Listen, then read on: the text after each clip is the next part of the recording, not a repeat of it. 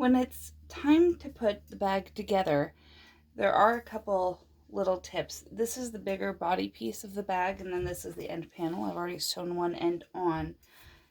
The instinct is usually to have the big piece on bottom and put the little one on top. In this case, we're not going to do that.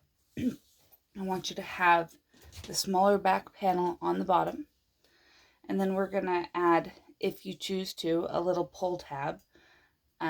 I don't think it's really necessary for the bigger style bag, but for the smaller one here, it's definitely nice, especially where it only pulls in one direction. I'm just going to center it right there. And then I'm going to flip this over, and Liz and I will always tell you to match what matters. What matters are going to be this and this right here with this darker binding fabric, because if it's off, that's what's going to be noticeable. So I'm just going to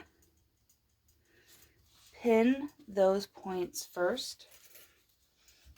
They should match up pretty well. If your zipper binding ended up being a little bit wider, I would just split the difference. Let them each be a 1/16 of an inch over on each side instead of an 1/8 on one and even on the other, because I think that's less jarring to the eye.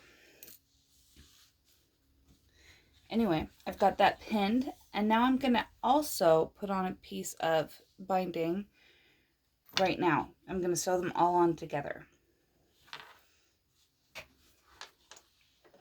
We're just going to sew this down at 1/4 of an inch. I'm going to tuck this one in. It wants to fly out.